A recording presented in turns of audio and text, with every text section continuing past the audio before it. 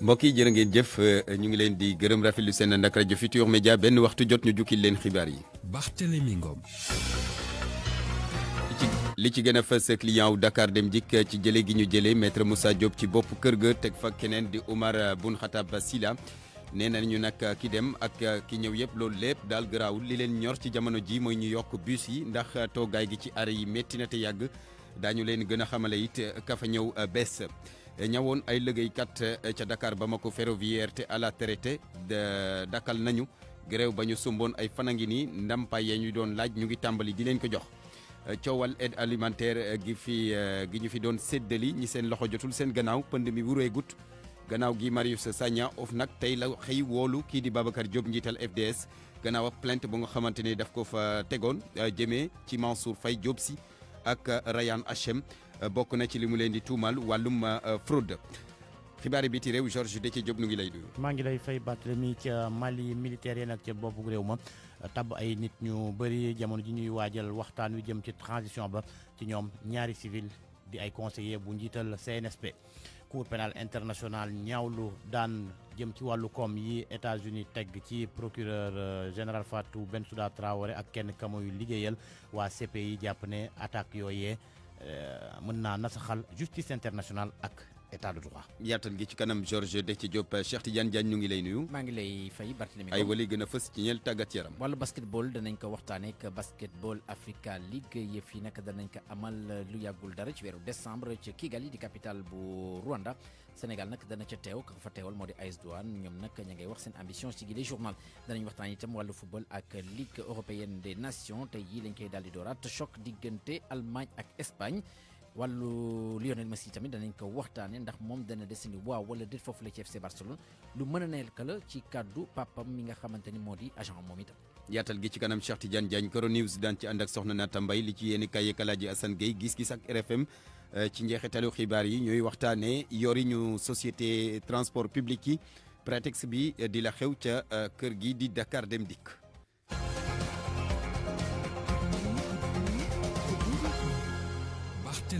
Aliou Ba moo fare ci machine yi nu ngi leen di nuyu mbokk yi rafetlu seen ànd ak rajo Futurs Médias maître Moussa Diop nekkatul njiital société bi di Dakar Dem Dikk jëlee nañu ko fa démb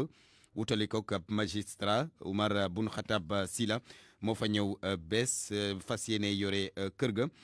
jàppale ne nag dogal gi mu ngi tukkee démb ci ndajem conseil des ministres kan mooy Omar Boun Khattab Sylla nataalam ak kii di Binta Diallo. Omar Boun Khattab Sylla askan wi mi ngi ko njëkk a dégg keroog bu mu amee ñàkk déggoo ci biir UMS Union des magistrats bu Sénégal dafa ni woon ki nga xam ne moom la ñu dénkoon petit train bleu na bàyyi ci politique gi nga xam ne fa la bëgg dugg gannaaw bu mu sampee benn mouvement politique bu ñuy wax valeur nag lu ko taxoon a jóg mooy jàppale président Macky Sall UMS daal di koy wax ne article 14 bu code des magistrats nanguwul benn magistrat du dugg ci langue politique gi loolu ko UMS waxoon nag moom dégg ko woon moom Omar Boun Khattab Sylla dafa jël décision wam nag moom mooy toog ci wetu président Macky Sall ànd ak moom mi ngi ko dooree ca Louga ga mu fekk baax daal di dem nag ànd ak Mamadou Mamour Diallo mi nga xam ne responsable APR la ci Njàmbur waaye ca mujjantal ga da koo bàyyi dem ànd ak boppam ci mouvement politique am googu ñuy wax valeur waaye li ko UMS wax itam déggu ko mu ni def na choix wam nag mooy toog ci wetu président Macky Sall te ku nekk nag waay na ko ci jàppale ndax choix am la te itam mi ngi koy assumer bu baax a baax moom mi nga xamante ni nag dafa yàgg di fàttali ne moom magistrat en détachement la moom dañuy fàttali itam ne nekkoon na chef bureau des affaires juridiques bu ministère infrastructure transport terrestre ak désenclavement xëy na nag li mu toog ci wetu Macky Sall bañ a déglu li ko ay naataangoom magistrat wax moo tax itam ñu mbaa di koy mayaat kon beneen promotion moom Khattab depuis démb moom la ñu fal mu nekk njiitu Dakar Dem Dikk remplacé Moussa Diop mi nga xam ne dañu ko faa jëlee moom Khattab Sylla moom mooy njiital société transport Dakar Dem Dikk du célibataire nag ndax am na soxna ak ñaari bantu maam yàlla mi ngi am certificat de formation ca université Sherbrooke bu Canada ci wàllu médiation civile ak commerciale moom Khatab Sylla jàppaleen na dafay bind am na ay recueil de poèmes yoo xam ne bind na ko bu ca boolee làkk yu bari yoo xam ne dégg na ko. mu ngoog mooy ki ñëw bees fas yéene jiite kër gi di Dakar Dem Dikk di Oumar Boun Khatab Sylla kam fa wutu maître Moussa Diop ñi nga xamante ni nag ñoom ñooy clientu Dakar Dem Dikk nee nañu muy ki dem ak ki ñëw yëpp loolu li amul solo li am solo jamono ji mooy ñu fexe ba yokk bus yi ndax taxawaay beeg xaaraat gi ci arrêt yi métti na lool te yàgg reportage Awa Mbaye mu ànd ak ñaq ndax xaar bu yàgg ci arrêt bus bi tolloog université Cheikh Anta Diop bu Ndakaaru soxna si waxul turam waaye nee na yàgg na fi lool. une heure de temps di leen xaar nga ñëw ñu romb la. boobu ba léegi kon mi ngi xaar P10 bi nga xamante ne moo ko war a yóbbu Bourguiba jafe-jafe neen la nee na. comme que 10 minutes lañu wax normalement dañoo respecté heure bi par 10 minutes ñuy toppante. parce que nit ñi mënuñ leen a xaar plus de ay 10 personnes toog fi kenn bu ñëwee ñaar la ñuy jël wala ñu ñëw romb la dégg directeur bees bu ñëw. moom mu defal yoon bañ lu dal kee mu dal. xale bu góor bi mu dendal moom itam benn jàmbat bi la teg te mooy directeur général bu bees bu Dakar Dem Dikk bi li mu war a def mooy yokku kaar yi dama ko dikk ndax xaar bi yàgg na. kaar yi doyul parce que ñun chaque jour P10 bi la ñuy jël mais kaar yi doyul parfois dañuy mujjee obligé jël clando parfois si on a les moyens ñu jël taxi mais mënoo ci dëkk chaque jour parce que tamit xam nga àdduna bi Sénégal fu mu toll nii dafa metti actuellement. nommé nañ beneen directeur bu bees na si jàpp yokk P10 moom war nañ ko yokk parce que mënuñu xaar ñu ni 10 minutes nga ko war a xaar nga toog 1 heure de temps di ko xaar parfois bu te bu ñëwee du fees sax day romb. ca Rue 6 ca Médina xay ba moom itam di xaar kaar mu doon soxna su war a am fanweeri at di jaay dàll xale ca marché Sandaga te mënta jël saa su ne taxi tey ci suba mi ngi xaaraat bus 39 bi. jafe-jafe bu metti moom parce que da ngay taxaw di xaar xoolal naaj bi ni mu tàngee nga taxaw di xaar boo ñëwee des fois boo ñëwee doo dugg parce que place par nombre la ñuy jël léegi soo ñëwee nga xaaraat beneen tamit noonu jafe-jafe bu metti la ñuy dund moom. waaw parce que boobu comme man maa ngi damay xëy Sandaga léegi xam nga taxi yi day metti tout le temps nga bëgg a jël taxi dafay metti na yokk bus yi torop. ñiy jël bus Dakar Dem Dikk yi ñoom ñëpp ñoo bokk jàmbat benn la nee nañu yokk limu kaar yi nga xamante ne ñooy wër ci Ndakaaru ngir dambeeg dikk bi gën a yomb. Awa Mbaye ñëwoon ay cheminot te à la traité fële ca Dakar Bamako ferroviaire la leen taxoon ay gréew nag daanaka saafara am na ci ndax ñu ngi tàmbali di leen jox seen i ndàmpaay li ko dalee démb ba tey am na sax ab convention boo xamante ni xaatim nañu ko diggante nguur gi cheminot ya ka yore seen kaddu Amadou Djigi Diagne ci micro beeg Cheikh Anta Diop. bi ñu waxtaanee juboo nañ si kaddu ba xaatim ko si kayit bi ñu ko xaatimee tim bi ñu demee woon ko ñi nga xamee ni ñun suñu camarades yi nga xamee ni ñun ñoo doon ñaaxtaandoo toogandoo li ëpp si camarades yi ñoom d'accord nañ ko gis nañ ni lu baax la ñu ne waaw d'accord mooy que ni si àllarba bi noonu ñi nga xamee ni ñoom ñoo retraité 2018 waroon nañ commencé fayeeku seen xaalis léegi altine juróom-ñaari fan si weer bi ñi nga xamee ni à la traité na 2019 war nañ commencé jot seen xaalis ñi nga xamee ni dañoo retraité 2020 seen xaalis ñu ngi ko war a commencé jot altine fukki fan ak ñeent si weer wi suñu paree si loolu nag jublu si ñi nga xamee ni gaa yi nga xamee ni mooy li ñuy wax famille héritière mooy ñi nga xamee ni seen borom kër seen waajur da doon liggéey ak ñun ba génn àddina te retraité wul woon waaye loolu daal moo tax ñu ne kat ñun ba nga xamee ni wax nañ loolu ba pare ñu ñëw ñoom la ñu waxoon ñu def ko maanaam commencé ko def mooy commencé fay ñun tim ba ñu fayee sunu camarade bu njëkk bi sunu warugar moo doon yëkkati mot d'ordre de grève bi ñun tim ñu yëkkati mot d'ordre de grève bi nekkat gars yi jaadootul léegi ñu toog fii naan dañuy arrêté saxaar nan leen bàyyi ñu dawal seeni saxaar. mu nekkoon Amadou Djigi Diagne yore kàdduk cheminot yooyu à la traité te ay fan a ngi nii ñu nekkoon ca Thiès daal doon grève ne seen ndàmpaay la ñuy laaj jàppale ne ndàmpaay yooyu ñu ngi tàmbali di leen ko jox fukki simili moo bootu ci benn waxtu. pour man RFM mooy rajo bi gaaw ci xibaar yu wóor. RFM xibaar yu wóor te wóor. enseignant diplômé yi yëngu ci wàllum position de stage ñoom nag ñu ngi ñaawlu ne daal joxuñu leen gëdd gi war ñu ngi sàkku ñu yokk li nga xamante ne moo di seen lim ngir seen liggéey ñu gën ko mun a def na mu waree naka noonu it daal di valoriser li nga xamante ni moo di seen i diplôme ñoom nag ne ñu bu fekkee ne nguur gi dafa wéy di leen di tànqamlu file ki fan rek daañu leen dégg Mamadou Mané mooy kañu toftal ca njiit la ñu teewlu ko ci Alaaji Njogu ci micro Alaaji Njogu Jéen. dañoo nekk ay enseignants yi nga xamante ni dañuy jàngale mais parallèlement dañu doon jàng à l'université te jamono ji jàng nañu ba am suñuy diplôme académique te il est retenu par le droit éducatif ku dem ba am diplôme académique à l'université da nga war a dellu au niveau de la FASTEF nga def formation ba pare ñu yokk sa niveau yokk sa maqaama yokk sa statut mais malheureusement depuis 2012 dafa am constat bu ñuy def dañoo constaté que régime bi bu mu ñëwee ba léegi dafa bëgg a rey la formation bu ñuy ne mise en position de stage ci la ñu commencé xeex daaw dañoo xeex organiser suñuy manifestation ci la ñu retenir 200 enseignants yi nga xamante ni dañoo war a def formation mais une formation à distance ci la ñu supprimer la formation présentielle te ñi naqarlu loko lool dañ ko naqarlu lool mais nag ba tey comme mënuñ ci dara nañ ñu yokkal nombre bi nga xamante ni dañoo war a dem defi formation à distance parce que formation à distance amoon na jamono daanoon nañ ko def avec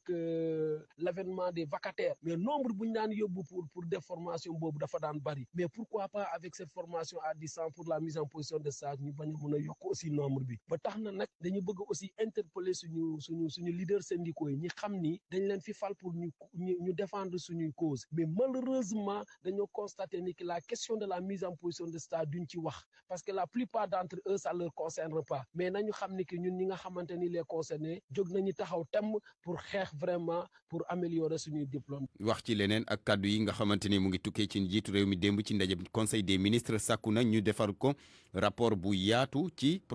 plan décennal ñeel wàllum xeex bi ñuy xeex mbënd mi loolu nag société civile ga nekk ca Géejawaay mu jib ville boo nga xamante ni mbënd mi sonal na ko lool ne loolu dañ ko waroon di def teel ba xam bu aajo sax ñu teggi daan ci ñi nga xamante ni ñoom ñoo yore woon mbir moomu la ñu teg leen ko ñu teewlu ci Michel Mendy moom mooy coordonnateur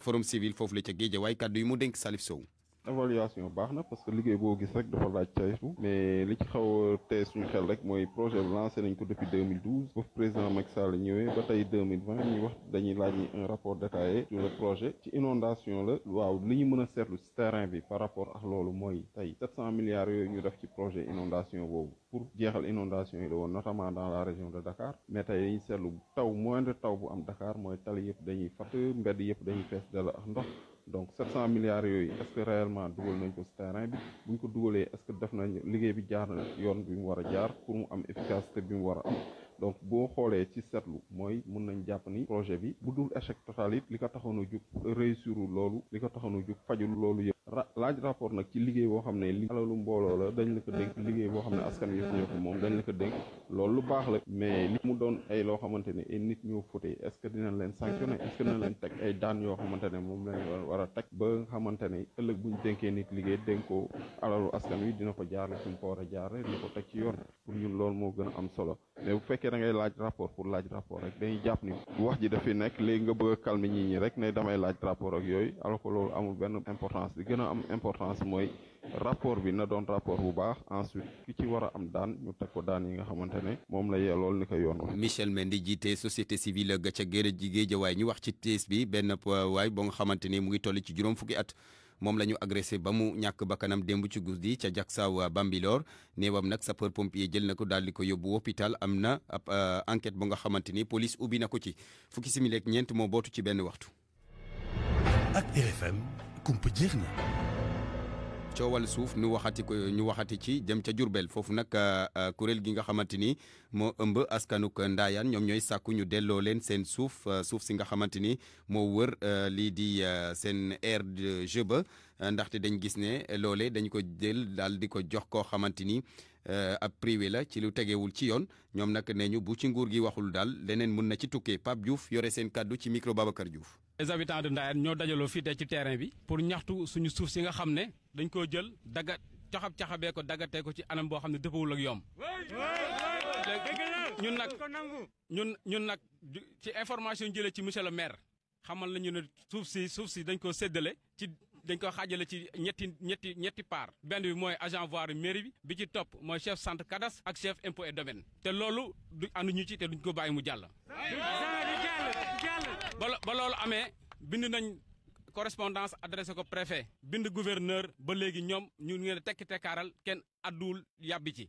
léegi nag li fan yi ci ginnaaw gis nañ fi ay maçon yu ñëw di commencé gas pour tabax suñu mat ak suñu responsabilité moo tax ba coow amul sinon xale yi nañ dal seen kaw léegi nag ci loolu ñu ngi woo son excellence le président de la république monsieur Macky Sall di woo défenseur des droits de l'homme yi di woo le ministre de l'urbanisme et de l'habitat et de logement que ñu taxaw ci lii ba balaa que jéye di xew fii sinon coow mën na fi jur coow loo xam ne kenn xamul fu mu yem. artu la boo xamante ne mu ngi tukkee ca askan wa ca Ndayane ñeel wàllum suuf Xaali Diouf responsable politique la ci parti bii di réew mi moom nag lu muy ñaawlu mu di suufas commune bu Diass bi ñu jël daal di ko caxate waa aéroport international Blaise Diagne la ci ne duut baaraamu tuuma ndaxte nee nañ dañoo jël lu toll ci juróom ñetti junniy hectare daal di ko moomal seen bopp daal dina lim sax lii di pôle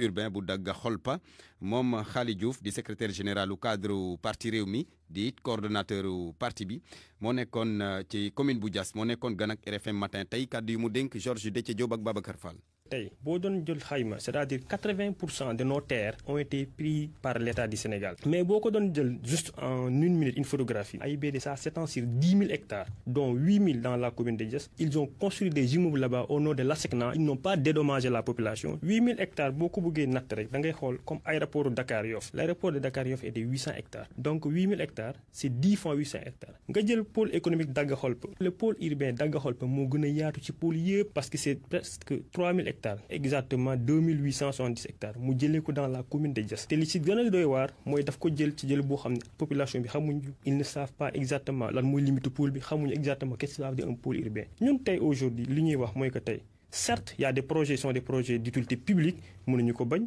mais xanaa boo ñëwee suñu dëkk nag quand même ngay jël suñu suuf si di ñu xañ suñu koom-koom nga mën a waxtaan ak ñun loolu moo tax tey ñu jàpp ne tey li am Diass buñ ci jógul tey finalement ñun on risque même d'être ñu toxal ñu foofu loolu moo tax tey et ça nous donne l'occasion de parler même d'irrégularité de certains projets de l'État du Sénégal. nay kilifay aéroport Diass nee ñu 10 000 hectares yooyu nga wax amul aéroport bi ñu ne 4 500 hectares képp la. non 4 500 hectares la ñu barbelé ils ont pris 4 000 autres hectares ñu tere ko nit ñi mooy c'est un triangle entre croisement Kirène dem Ciki ba Cima di Sahel fu may wax ak yow tey ni ils ont construit des immeubles là-bas au nom de l'ASECNA yoo xam ne ils n'ont pas dédommagé la population tey population dañ nangu seen suuf. mu nekkoon na Xaali Diouf di responsable politique ci parti bi di réew mi collectivité territoriale yi bari na ci ñoom yoo xamante ni dañoo sëngëm fi mu ne nii ñu ci bëri amuñ ñi koppar mën a doxal seen mission na mu waree ñàkkum ressources yeeg yooyu yëpp jaar na ci loolee nag ministre bi nga xamante ni moo leen jaboote di Alaaji Oumar Youm àndu ci ndaxte nee na nguur gi def na lu bëri gaa nag des am na lu des tey jii la ñu ko xamle ci ndaje goo xamante ni kuréel gi ëmb département yu Sénégal ñoo ko doon amal ñaawlu nañu nag nu ko la bokk ñu ngi sàkku ci nguur gi mu gën leen a bàyyi xel Mohamed Ali Mouba jox département yi gëdd wi war ngir ñu mën a jouer seen rôle fu mu toll nii am nañ problème yu bëri ci wàllu investissement ak fonctionnement docteur Adama Diouf njiitu association des départements du Sénégal. petite et moyenne industrie département yi ñoo ko war a porter ndax président def ne territorialisation des politiques loolu li mu tekki mooy lépp loo xam ne ñu ngi ko doon bébét ci kaw nañ ko doxal ci suuf ku ne selon sa échelle de compétence. am na nag ay départements yoo xamante ni non seulement dañoo sori nekk ci périphérie bi ñàkk financement ñàkk assistance nguur gi naka noonu itam seen fonds bariwul ci wàllu affectation Jawandu Bari président conseil département bu Wélingara. état bi mu ngi ciy def ay jéego yu am solo nag donc bu ñu amoon ay moyens yu doy dañuy tabax école pour former xale yi jàngal leen ay métiers ci wàllu mbay wàllu sàmm élevage loolu dina jur koom-koom ci département mënoon nañ aussi tabax ay écoles yu bëri parce que comme comme ni nga ko xamee am na ay collèges yoo xam ne benn tabax amu fa loolu collège yu mel noonu mooy des collèges entièrement à abri provisoire loolu dafa bëri ci département bi Vélingara mënoon nañ aussi am na ay gox yu bëri yu amul courant yu amul ndox kon yooyu yu bëri département bi mënoon na ko liggéey ak communes yi. buñ sukkandikoo ci ministre bi yor collectivité territoriale yi nguur gi def na lu bëri dina yokk loxoom ci wàllu fiscalité bi Oumar Gueye. am nañu yaakaar ni bu ñu toogee ak monsieur le président Macky Sall le 10 octobre bi di ñëw yooyu yëpp daañu ko waxtaanee daan ci trouver solution. journée nationale nag des collectivités territoriales nguur gi mi ngi koy préparé waxtaan ci ak kon ñi yor département yi su ko defee ñu jàppal leen décentralisation bi gën a mat. conseil départementaux yi doon amal ab ndaje tey ci njiital ministre gi leen njaboote ji Alaaji Oumar Gueye ñu wax nag ci mbas mi natt gañ ca def ci diggante démb ak tey ànd ak docteur Mamadou Ndiaye di directeur de la prévention ci ministère de la santé. ci junni ak fanweer ak ñaari test yi ñu jot a def juróom-ñett fukk ak ñett ñoo ci positif yooyu am nañ ci ñeent fukk ak ñaar mooy cas contact mooy ñi nga xam ne jot nañu feebar bi parce que dañoo jaxasoo woon ak ñi yore doomu jàngoro ji am nañ ci ñeent fukk ak benn cas communautaire mooy ñi nga xam ne jot nañ ci doomu jàngoro ji waaye xamuñ fu ñu ko jëlee ñooñu nag seen lim nii la tëddee Thiès am na ci juróomi cas communautaire Gibraltar am ñaar Grand Dakar am ñaar Guédiawaye ñaar Kaolack am ci ñaar Kédougou ñaar Mariste am ci ñaar Mbao am ci ñaar Parcelles Assainies ñaar Sédhiou am ci ñaar Tivaouane am ci ñaar Yeumbeul ñaar Ziguinchor ñaar Fatick am ci benn Ngor benn Ouakam benn Ouest Foire benn Passy am ci benn Pikine benn Point E benn Rufisque benn Saraya am ci benn Sicap Liberté 2 benn Touba benn ak Yoff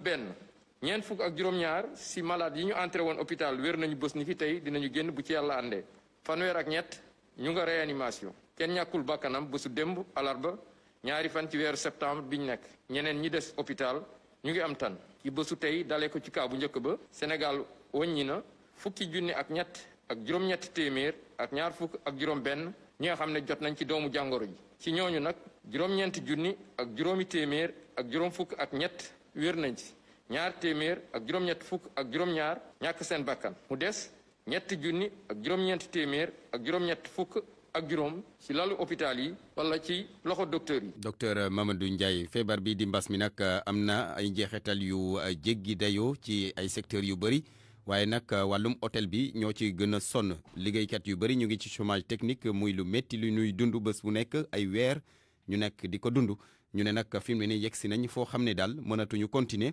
ba tax ñuy sàkku ndimbal Kumba Sanjaan Fay. ñun dañoo foog ne dañuy reprendre comme suñu yeneen naataangoo hôtel yi nga xam ne commencé nañ ñu ñëw ne ñu yokkal nañ leen encore 2 mois bu ñu demee ñu ne ñu 50% lañ leen di fay moom mooy moitié salaire. Véronique di daan dooleem ci hôtel King Fahd Palace naka la mbas mi ñëw mel ni lu daal di jaxase àddunaam ay weer a ngi mu nekk ci chômage technique la muy jot léegi di ab payoor mënta faj soxlaam. ñu sonn ba dee am na ñoo xam ne dañuy xëy dañuy xool seen doom duñu leen jox lu ndekki pendant 29 ans ngay liggéey nga doon joxe say dépense añ reer ndekki tey soo xëyee doo jox sa doom yi ñu lekk bailleur yi taxaw ne il faut nga fay loyer. moo ne am na lenn ci ñim doon liggéeyal ndool ñu daal di tàmbaliwaat tànneefu ñu war a liggéey ak ñu war a toogandiwaat ana fan la ko njaati gém teg Véronique gis ne xaaj ak seen la bu teg wut fenn. ay travailleurs jël seen doole yëpp seen jeunesse yëpp def ko ci hôtel bi lu nekk ñu liggéey ko tey ji ñu teg leen ci biti jël ay journalier jël ñi nga xam ne sax ay contrat 6 mois lañ am. keneen a ngi nekk ci boobu lépp situation wante di liggéeyee ci beneen hôtel Radisson Blu. temps ou di père de famille Sénégal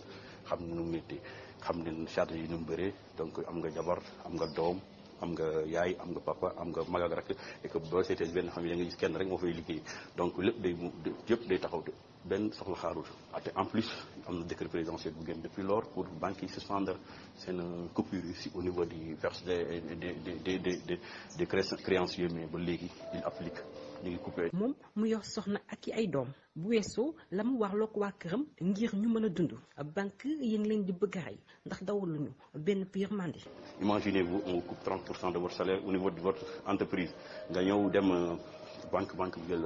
30 à 33% de son salaire lan moo lay defee ba nga dund nga war a fay location war a joxe dund war a joxe donc nit kooku pour mu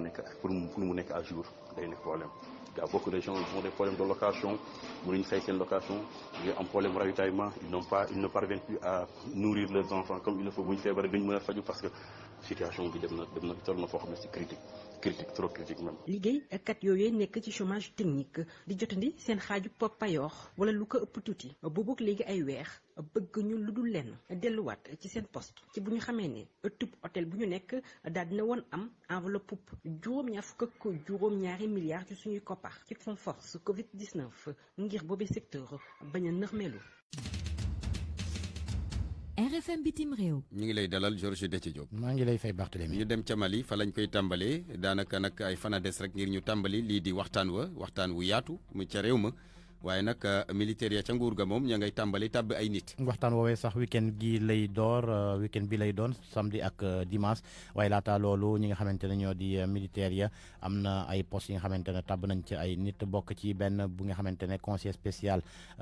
bu njiital junte ba yor lépp lu jëm ci wàllu xibaar ak communication consultant bii di Cheikh Omar Traoré lañ ko jox beneen civil ñu tabb ko mu di docteur Youssouf Coulibaly moom conseil spécial jëm ci lépp lu jëm ci wàllum yoon maanaam affaire juridique ci militaire yi nag général Souleymane Doucouré moom jamono ji mooy secrétaire général bu ministère de la défense ab semga bu bees tabb nañ ko mu ngi wuyoo Oumar Diarra di ab général militaire yi itam am na yeneen coppite yi nga xamante ne indi nañ ko ci ay poste yu l'armée ba ak itam ci renseignements généraux. jóge Mali dem ca Guinée foofu nag koo xam ne ab adversaire u président Alpha Condé àdduna ci candidature u njiital RPG ci élection présidentielle gi ñu na amal ci weeru octobre gi ñu dëgmal. li ñu mën a jàpp ci ay kàddoom moo di ku sañu tabañ saña nangu moom fi mu ko wekk nag moo di coppite yi nga xamante ne indi nañ ko ci constitution ba gannaaw référendum bi fii amoon donte sax moom nee na nangut woon ne Alpha Condé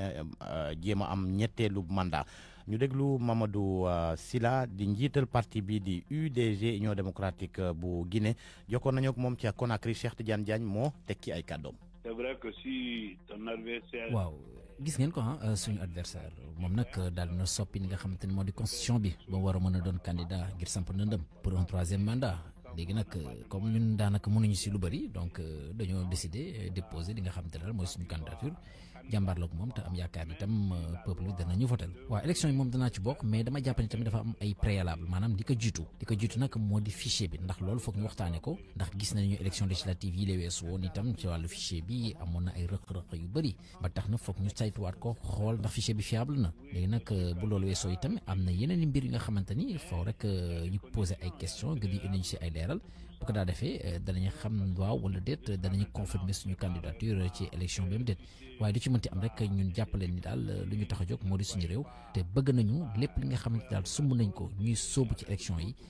laata ñuy sóobu kon bokk ci élection yi lépp daal di leer bu ko daal defee ku ci nekk war a mën a jàmbaarloog sa morom boo ko gënee tànn rek ñu daal di la jël man daal loolu mooy sama xalaat ci mbir mi. sànq nag jàppaleen ni Alpha Condé yëkki na ay kàddoom yu njëkk gannaaw bi ñu xamlee candidature am ci élection présidentielle bi fas yéene am fukki fan ak juróom-ñett ci weeru octobre gi ñu dëgmal moom nee na candidat la ngir ab 3e mandat ndax gone yi maanaam ndaw ñi ak ñi nga xamante ne moo di jigéen ñi kaddu yooyu mu ngi ko yëkki ci ab visioconférence bi mu doon jëmale ci jigéenu partem bi. ñu jëm ca Tchad foofu nag ka fa nekkoon ministre ñu dénkoon ko wàllum pétrole teg nañ ko loxo. mu ngi wuyoo Jérasem Le Belmadiel moom garda wi lañ ko placé démb ba léegi police moo ko teg loxo li ko inspection générale di toppee moo di ni mu yore woon secteur pétrole bi jamono ji nga xamante ne moo ko jiite woon ñeenti at a ngi ñu joxoñ ko baaraamu tuuma ni luubalu koppari ñëpp bokk awkaam yi nag teggi nañ yooyee tuuma nee nañ teguwul fenn. Fatou Bensouda procureur bu cour pénal international Amérique yëkkati na ay sanctions maanaam ay daan jëmee ci moom. secrétaire d'État Mike Pompeo moo ko tuumal cour pénal international procureur général am ni ñuy doxalee jaarul yoon ay tentatives illégitimes yi nga xamante ne dañoo bëgg ba américains yi dem ci juridiction boobe CPI di enquête jamono ji ngir xam ndax soldaaru l'Amérique def nañ lu ñu duppee crime de guerre ci Afghanistan ci weeru juin gi ñu weesu rek njiitu réew ma foofu foofu ca Amérique Donald Trump dafa siiwaloon benn décret wi nga xamante ne day tax ba États-Unis mën a bloqué moomeelu ñi liggéey ca CPI tere leen itam ñu dugg ca biir dëkk ba ci jamono ji nga xamante ne mu ngi doon wax ak taskatu xibaar yi nag Mike Pompeo ne Fatou Bensouda ak ki yor division bu compétence de la complémentarité et de la coopération foofu ca CPI ñoom dañ leen war a teg ay daan ndax décret boobee CPI nag àdduna ci mbir moomee muy ñaawlu yooyee sanction jëm ci wàllu koom yu États-Unis Cour pénale internationale ne doxalin googu jaarul yoon te attaque yooyee itam li mu mën a indi rek moo di nasaxal lépp lu jëm ci wàllu système judiciaire système de justice pénale internationale ak itam lii di état de droit Barthélemy. aywa Joko Njal Georges Diaté Diop Aliou Ba ñëwal. RFM Sport.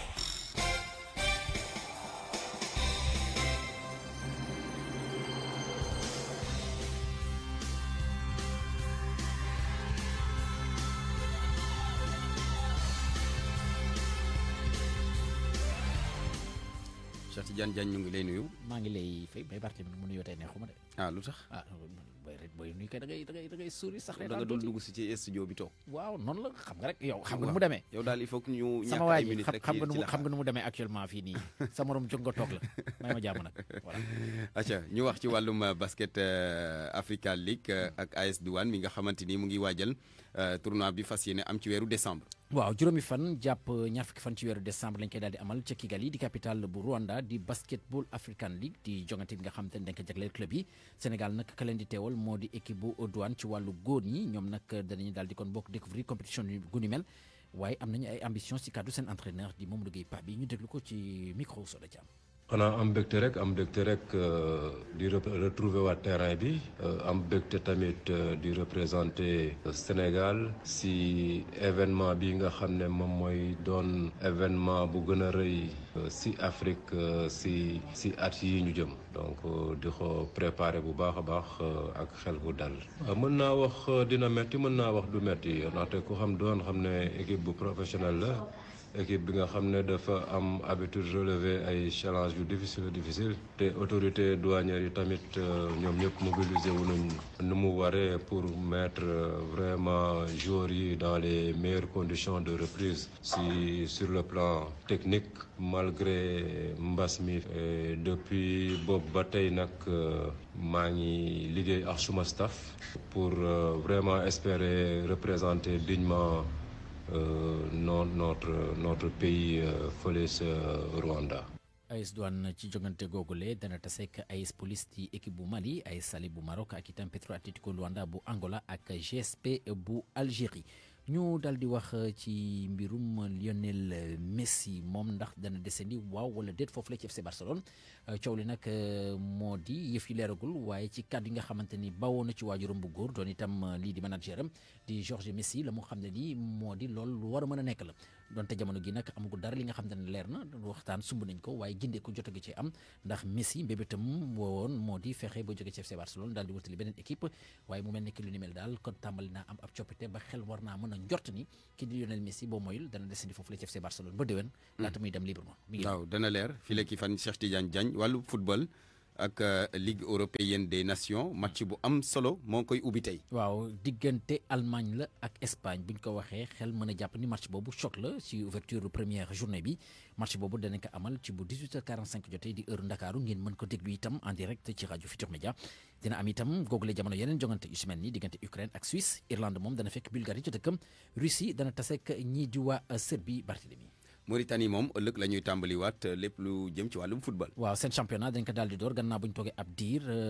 yënguwuñu ci mbir moomu leen ndax coronavirus bi jàppale nag yëf yi danañ yegg li nga xam te daal moo di seen championnat bi tombek seen 20e journée que féetee ca place bu njëkk ba di Tevrek Zeyna ñoom nag rawee ñeenti poñ ñi nga xam te ñoo féetee si ñaari place bi di Asak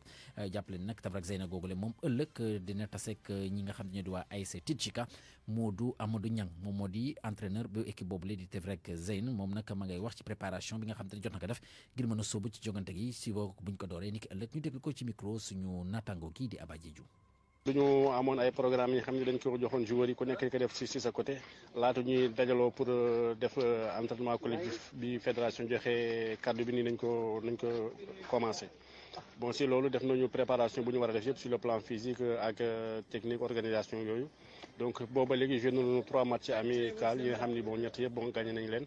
bon gagné bu baax daal te suñu objectif daal moom moo ñu continuer di gagné championnat bi day commencé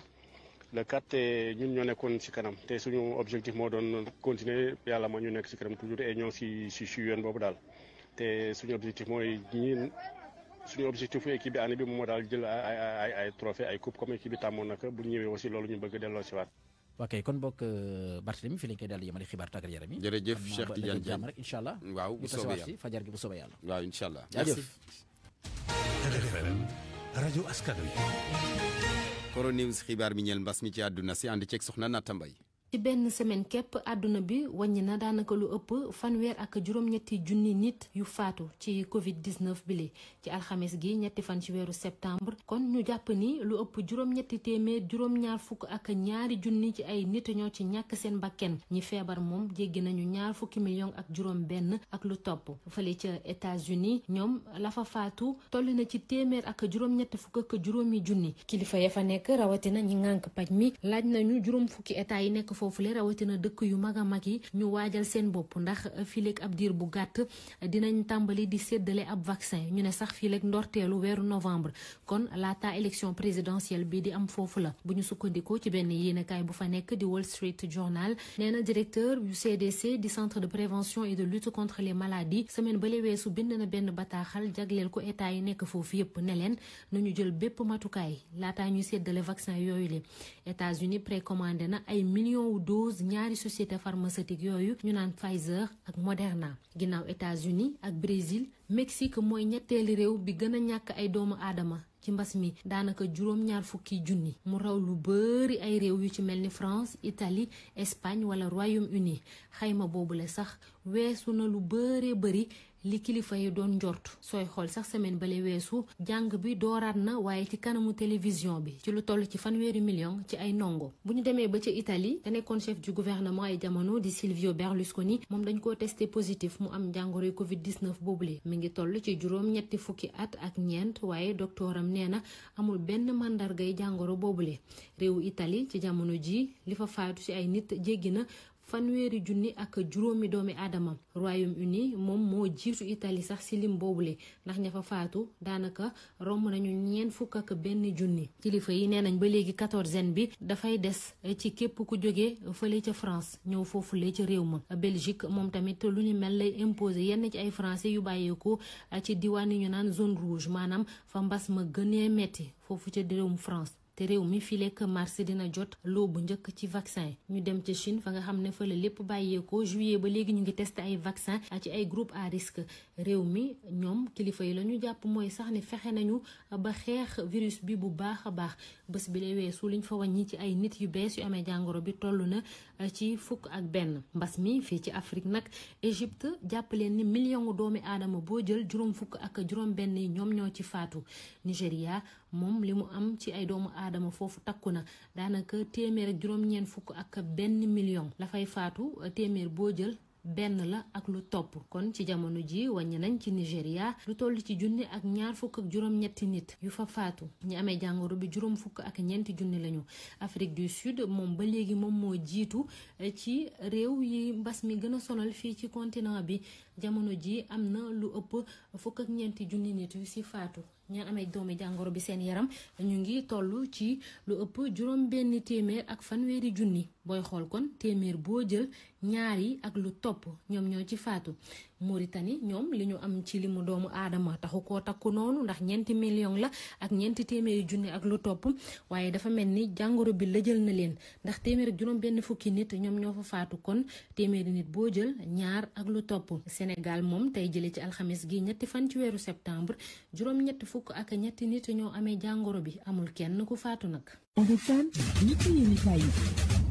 Savon Marseille Alphé seen kénkéeri AAD Abdou Alima Diop seen savon créole ak seen cuuraay raktak bi rëy yooyu ñoo leen di may li ci yéenekaay yi. ñu ànd ak Alaaji Assane Gueye. jëléb maître Moussa Diop ci boppu Dakar Dem Dikk la yéenekaay yu bari xëye tey ci alxamis ji ñetti fan ci weeru septembre 2020 l'observateur ne waxi troisième mandat aw lay rek la waaye la ko dem loo ci Dakar Dem Dikk mooy ub rapport ci tolluwaayu kër ga di ci mbiri koppar ak dund ak nekkinu liggéeykat ya yéenekaay bu groupe Futurs Médias ne jafe-jafe kër ga laxasu woon mbas mi ñëw daal di ko gën a taral dafa dem ba daanaka bouton bi xonqee fu ne ba yenn ci banque sax wanoon ginnaaw Dakar Dem Dikk observateur ne bi nu ko woowee téléphone nag moom maître Diop la mu wax ca tegu ca baat beneen mooy gërëm na président Macky Sall ci dàq gi yéenekaay bi ne la mu bind nag ca page Facebook am mooy am ngërëm ak cant jëmee ci président Sall mi ko may jaare ci pal gi ca bopp Dakar Dem Dikk mu ne diirëb juróom-benni at mu jariñ ci wàllu xereñ ak ngor waa Sénégal Sud Quotidien fësale nataalam moom maître Moussa Diop ci xëtam bu njëkk yéenekaay bi bind ne Macky tëbal na Moussa Diop la tribune xëy moom daal di wax waxinu transport ne terminus ngir Moussa Diop Le Quotidien it naka noonu Moussa Diop mënu yóbbu ca dépôt ba lanu bind yéenekaay bi ne nag ko koy wuutu di magistrat politicien bi di Oumar Boun Khattab Sylla laas ne maître Moussa Diop mooy ñetteel bi loru ci ñetteelab mandat bi Vox Populi ne troisième mandat boobee mu jàppee woon ab coup d'état constitutionnel su doon dafay am moo ko jural dàq gi waa palais ba nag yéenekaay bi gis ne dañuy rafetal ak lay rek naan yorin la wàllu gestion bu bon ca bopp Dakar Dem Dikk source aané li ko jaaxal mooy ku ne lu mën a nekk la boobu troisième mandat dara du la ca fekk ku ci mel ni Mbaye Ndiaye Bougazeli ak ñeneen waaye boo waxee safaan wa rek yat wa dal moo waral ñu ne bukki ba mattoon Souri Kaba ak Moustapha Diakhaté daal di xuri maître Moussa Diop Oumar Boun Khattab Sylla mi jiite léegi nag Dakar Dem Dikk ana mooy kan Vox Populi ne Louga la juddoo di magistrat nekkoon ba fii njiital Petit Train Bleu mooy it ñu ne njiital mouvement politique bi di Valeurs saxaar gi war a daw nag diggante Ndakaaru Diamniadio AIBD TER bi Le Soleil xëy wax ñu ñaareelu xaaj bi ñeel boobu TER ak ña ca war a jàpp ci wàllum koppar France ca la na ko noonu it Banque africaine de développement ak Banque islamique de développement ca kër gi nag di King Fahd Palace ak taxawu war na fa jëmee ci liggéeykat yenn yi ndax ci Les Échos lu toll ci téeméer ak juróom-ñaar fukki liggéeykat ñu ne ña nga fa boobaak léegi ci chômage technique ginnaaw mbas mi ca seeni payorit lanu cay jot mooy dañu koo xaaj ñaar soxna si di Véronique Ndour di délégué syndical foofee naan ci yéenekaay bi yëf yi métt na foo ko natt wees na fa am na fa sax mu ne liggéeykat yoo xamante ni dañuy wër-wërloog seen borom kër yi leen luye mënatunoo fay am ca ñu mënatunoo joxe dépense ba cëg gu ca ne tabaski ginu génn sax mu ne moo mujj jëndal ñenn ñiy xar ca ci yooyu jamono liggéeykat yi takk ndigg yee sonn mu ne am na fay directeur yu fay kuy million ca chambre de commerce am Ndakaaru moom la fa fës réeroo la diggante njiit la Abdoulaye Sow ak Serigne Mboup mi jiite chambre de commerce bu Kaolack yéenekaay bi di l'info xëy tontub njiital chambre de commerce am Ndakaaru jëmee ci moom Serigne Mboup mu ne wootek budget gi nag fa la coow la ne jib ca moom Serigne Mboup la mu gisoon mooy ni danoo war a séddale koppari chambre de commerce am Ndakaaru mbooloom fukk ak ñeenti chambre de commerce ci diwaani ca loole du li nga xamante ni moom la yoon wax mu ne Abdoulaye Sow ne fi yëf yi gën a tare nag mooy fi Serigne Mboup doon sàkkoo poste fii ci Ndakaaru ca nekkoon ba noppi njiital chambre de commerce ab Kaolack mu lankal ko le témoin ne bureau chambre de commerce ab Ndakaaru indil nañ tontu patron bu CCBM Serigne Mboup dàqunu sax xalaatab yóbbu ko ci yoon ndaxi diffamation ak yeneen wàllu politique enquête moom la mu xëye mooy kàkk gi yëf yi ne kàkk taxaw lu ñeel élection gox-goxaat yi yéenekaay bi laaj ana kan nag la yëf yi profito ndax mu ne ak opposition buy nelaw mel ni mu ñu pikiir ak majorité di parti fare nguur goo xamante ñoom dañoo laxasu daanaka ci xeexab coronavirus bi xeexin wi local yi dara wóorutul ya ci am geeg amalin wi waaye politologue bi Moussa Diaw la mu gis moom ba tey ci yéenekaay bi di enquête mooy bu fekkoon ni amal nañu yooyu élection gox-goxaan ci waxtu yenu jàpp opposition bi ay sagari neen lay dese ñu jeexalee làmb ji ak ku ney xaar demuk Aliou Sarr ba tax ñenn ñi sax daal di faf ngemb sunu làmb ñëw ci juróom-benn kàngam yu ñu ciy tudd ñu ne ci wuutu gi Cheikh Tidiane Ndiaye ca la Mohamed Ndaw Tyson Maysa Ndiaye Babacar Diouf Keba Kanté Djibril Seck Zos moom ci yéenekaay bi ne Mohamed Ndaw Tyson la woteel ba tey ak sunu làmb leeral ak weddi gu tukkee ci groupe Futurs Médias ci kuréel gi ci yittoo wàllum événement di Sénégal Entertainment Group jaare ko ci Maawu Cissé mi coordonnateur bi lu jëm ci xibaar yi laam-laamee naan dañuy baara yógoog bëgg combat bu Gris Bordeaux GFM ne dara du ca lu wér. Savon de Marseille Alphé seen kenkeyri AAD Abdou Alima Diop seen savon créole ak seen cuuraay raktak bi rëy yooyu ñoo leen doon may li ci yéenekaay yi. xibaar yi gis-gis. gannaaw ba ñeent fukki simili ak ñeent bootoo ci benn waxtu ñu yegg ci sa gis-gis ñuy waxtaanee yorinu société transport public yi ci Sénégal prétexte bi di lay xew ca kër gi di Dakar Dem Dikk ñu ngi ci ligne bi ak Ibrahima Ndongo sëñ bi Ndongo nu ngi lay nuyu. Bart maa ngi lay fay di nuyu seen auditeurs yëpp. yow sa xam-xam dafa màcc waa jëm ci wàllum transport beneen intervenant bi di Momar Sourang sëñ bi Sourang nu ngi lay nuyu. salaamaaleykum sëñ Bart. waaw yow yaay coordonnateur collectif mboolem acteur yu transport routier yu nekk fii ci Sénégal Ibrahima Ndongo société transport public yi gis nañ ko jëlee ko ca Sotrac ba fa Sotrac di jógee Dakar Dem Dikk ñëw tey jii gis nañ Dakar Dem Dikk ni mu demee ci njàngat ci gis-gis lan moo waral société transport public yi mënuñu stable. maa ngi lay nuyu di nuyu tamit sëñ bi Souran di ko saragal bu baax ak auditeurs yi. posé nga question bu am importance mooy lu tax société de transport public surtout bu bii di Dakar Dem Dikk nekkoon Sotrac bu njëkk. mënul am benn stabilité mooy mënul taxawul boppam. li ko waral mooy dafa moomul boppam ci alal. dégg nga pour moom alal boppam ci alal nag daf ni société boo xamante ni état bi mooy actionnaire majoritaire moo fay buur moo fay bummi mooy nommé mooy wàcce. dégg nga bu fekkente ni état bi joxu ko xaalis du mën a fay salaire du mën a am carburant bu ko état bi joxul ay oto du mën a am oto yu mu liggéeyee te loolu lépp li ko waral mooy ca Sotrac parti socialiste réunion socialiste la woon léegi nag itam Dakar Dem Dikk réunion libéraux la tant que ñu ngi koy politiser tant que ñu ngi koy politiser da nga xamante ne ay militants rek lañu fay def ak recrutement yoo xamante ni administration moo ëpp doole technique bi da nga du sotti ndax loolu mooy indi problème bi ndax su nekk ni ku nekk ci ñun déggoon na ci temps yi ci ginnaaw régulièrement directeur général bu fa nekkoon da nga doon am ay jafe-jafe ak da nga ministre des finances ci lan mooy xaalis bi nga ko war a compal weer wu dee di ko jox pour mën a fay ay salaire mën a am ak kii te Dakar Dem Dikk nag ci li mu am ci patrimoine foncier ci suuf li mu am ci ay installation li mu am ci ay bus yoo xamante ni doo sax gis nga am immatriculation ñenn sax nee nañu amuñu assurance te bus yooyu su nekk ni ñu ngi daw te mënuñoo fay génn ci guddi gi ñuy nekk mais c'est-à-dire que am na problème bu xew mën na xaw ma ndax. da nga yaakaar ne daal problème gestion bokk na ci li lal mbir mi. problème gestion kese la sax d'ailleurs ndax bu fekkente ne Dakar Dem Dikk ak li mu yor lépp ci matériel ak ci ressources humaines ak publicité yi muy def dégg nga ak foncier bi mu am mënul fexe bay fayal boppam ay salaire di jël ay charge d'exploitation mu mën ko yoroo boppam mais am na problème bu xew kooku xam nga kër Bart xam nga ni kër da am noo koy gérer sakontement loo kër goo xamante nag ci bopp moomee gi la bokk dafa am noo xamante ne noonu la société doxee ndax suñu toll nii dañoo passé ay sociétés yu nga xamante ni dañ koy taf yëngal entreprise de transport dafay doxalee comme une société dafay comme une industrie dañ koy organiser dégg mu am ay audit am ay contrôle am ay livre comptable yu wóor ñoo xamante ni lii lay doxee lii mooy dugg te loolu pour mën a am nag fi ñu toll nii dafa am loo xamante ne beneen taxawaay la état war a am ci biir Dakar Dem Dikk parce que tant que mi ngi demee nii dégg nga régime bu ñëw créer sa bos dégg nga force militant nekk fa ndax il faut nga daaneel bi fi nekk ndax militant yi fa nekkoon da ngay xam ñoo xam nañ lu xew xam nañ ko bu baax la fa nekk ci quatre personnel bi li ci ëpp ay militant la xam nañ ko lépp te xam nga wujjud yàkkal moroomam.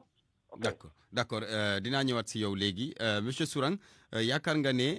yorin gu tegewul ci yoon bokk na ci liy lor société transport public yi ni ko Ndongo xalaatee. xam nga sëñ Bar. booy xool mbir mi da nga naan nguur gi société bi dox ak ñàkk dox la ñu yamale dañ cee am ay objectifs yu précis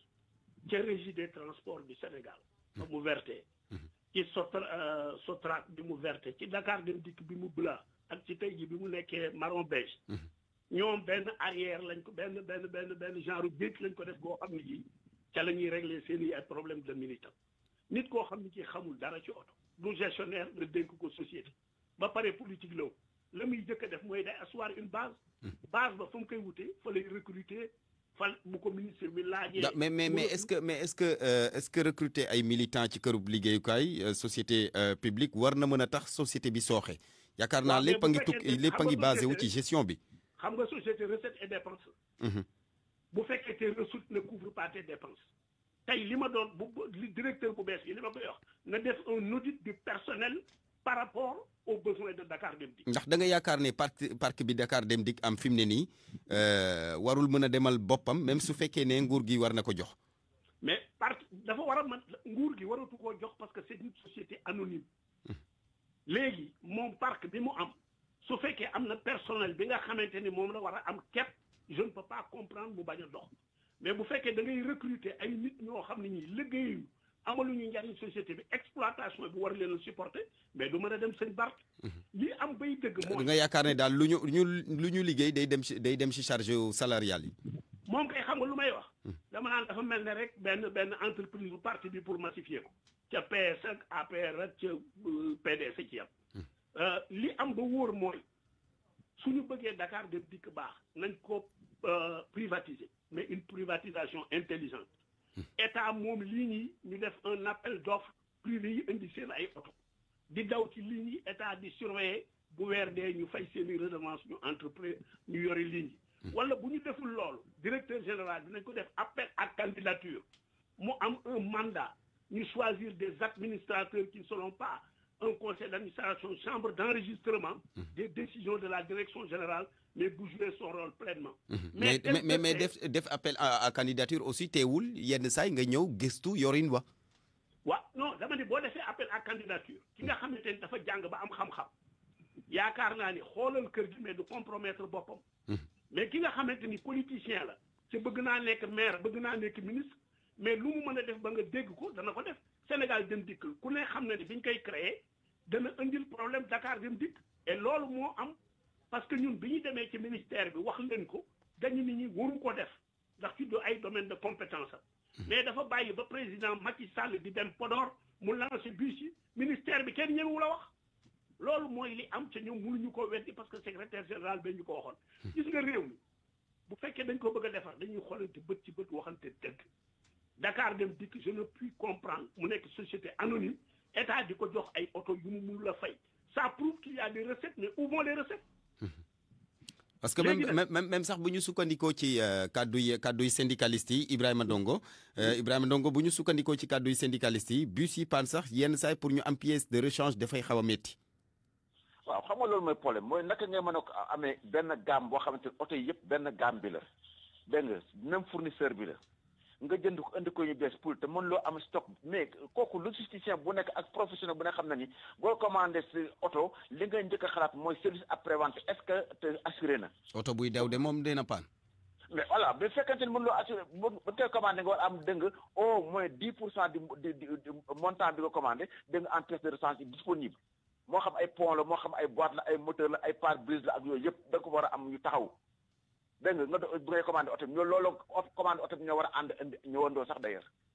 dégg nga loolu mooy li yoon loolu moo daan am loolu moo war a am techniquement mais du fekkente ni yow da ngay commandé ay oto bu ñëwee sa mbaay nga négocier ko sur le plan relation bilatérale et cetera bu ñëw nga jox ko Dakar Dem Dikk ñëw di def au lieu mu def Dakar Dem Dikk mu def Sénégal Dem Dikk et tout le monde sait que Sénégal Dem Dikk ba ni nga ko tërale woon mënul continuer kon daal da nga yaakaar ne Sénégal Dem Dikk bi même su fekkee ne xalaat bu baax la sax dafa teel.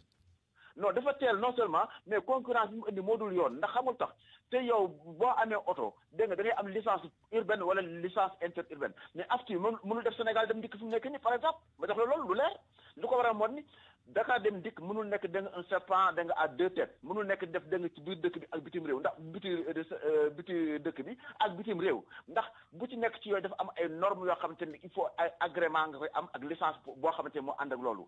kon nag bu fekkee dafa def Sénégal Dem Dikk dafa am licence interurbain bu waree def Dakar Dem Dikk dafa am licence pour transport urbain bu fekkente ni dafa def Sénégal àdduna war a Dem Dikk aussi comme je dis dégg nga dafa am dégg nga licence boo xamante ni internationale la. est-ce que amu ko. ah mais bu oto yooyu lu tax amuñu numéro amuñu immatriculation yaa ngi gis loolu mais dama ni nit ku judd ci àdduna dañu leen da ngay am bulletin de naissance né le fils de tel et de tel loolu foofu la ñuy basé wu d'abord oto bala ba nga ko mën a waxal lenn day am d'abord immatriculation nga xam ne oto bi kat ñii la duggee Sénégal kii moo ko moom mais fu nekk ni oto boo xamante ne amul immatriculation mais fu nekk ñoom seen service juridique la ñu yor boo amee ñoom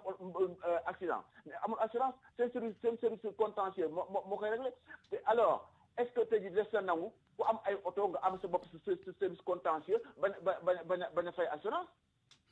c'est-à-dire du yoon léegi est-ce que nañ nangu ku am sa oto nga jékki-jékki bu la neexee nga dawal ko biir Dakar bu la neexee nga dawal ko ñaay comme li on dit des ko nangu est-ce que des na nangu ku am oto di daw ñaay ngay taxaw si gare bu la neex place de France wala dégg nga garage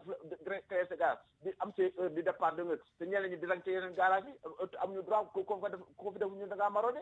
c'est-à-dire que ku woddu sa kumba jotul doo bote gàmb voilà le problème qui se pose. d'accord man loolu laa ko gisee. jërëjëf Ibrahima Ndongo Sourang ñu génn ñu jeexal ak yow tey jii. ci sa gis-gis saafara bi mooy lan. pour fexe société bi mucc. saafara bi mooy lan. nañu d'abord wut ay administrateurs compétents. saafara bi mooy lan nañu auditer société bi xool oto yi. xool li leen di réparer oto yaa ngi fi dañoo panne dépanné wul leen ñu def audit du personnel xool li mu soxla ñu bàyyi ko fi li mu soxla wul ñu xool lu ñu def ak ñoom mais li wér ca wóor mooy sama conviction mooy mu dox ak mu ñàkk dox la nguur gi yemale parce que boo bëggee changer dara da nga war a jël des mesures fortes gis nga man daal bugguma ñu personnaliser mbir mi ci problème ci directeur Moussa Diop ça a toujours marché comme ça et tant que indiwuñu les réformes nécessaires ça marchera toujours comme ça tant que administration ñu ngi koy politiser directeurs yi di politique war a assurer seen base politique mënoo jox kenn dara doonul xaalis amul xaalis ci société bi lay appuyer pour dem. maanaam daal gestion bu rigoureuse ba pare ñu limiter personnel bi. en fonction ci li kër gi am ci kër gi di am ci xaalis. tout à fait mais xam nga bu ñu ko deful. li muy indi mooy kër gi day am 100 millions am besoin wu 200 millions. xam nga loolu moo waraloon ñu jël seen suuf jaay ko. te bañ koy jaay bu fekkonte ne ay administrateurs yu normal la nga fa mais duñ ko nangu dañ ñaan leen nañ leen ko defal un bail de 30 ans ou de 40 ans mais une société ne se départit pas de son foncier d'autant plus que c'est un patrimoine national te gis nga couleur bi nañ ko dindi nañu wote assemblée benn couleur jox ko ca man de li ma gëm mooy nañ ko privatiser état moom ay lignam képp ñu jël ay opérateur ku bëgg nga indi sa car état surveillé la nga daw ci mais tant que la gestion sera confiée à un politique on retournera à la case départ aujourd'hui on pointe du doigt monsieur Moussa Diop je n'ai rien contre lui mais si le système ne change pas celui qui va venir su satisfaire le parti bi dañ ko fay jëlee indi fa keneen kuy satisfaire parti bi dañu war a def une gestion sobre et vertueuse loolu nag caaxaan du ko def da ngay indi l'intérêt national teg ko. xam nañu ni ñu mën a def ba mu dox bu ñu bëggee mu dox. d'accord jërëjëf Momar Sourang nu ngi lay gërëm yaay coordonnateur collectif bi ëmb mboolem ñiy yëngu ci wàllum transport routier fii ci Sénégal gërëm it Ibrahima Ndongo di expert en transport mbokk yi jërë ngeen jëf. fii la ñuy yem ak yéen ci xibaar yi Barthélémy Ngom doon leen ko jukkil Aliou Ba ci machine bi ñu ngi leen di ñaanal jàmm te di ko sàkku ci yéen way leen di ànd ak programme rajo Futur Média gërëm Yacine mi nga xamante ni moo toggoon ci wetu Aliou Ba fële ci digitalisation bi.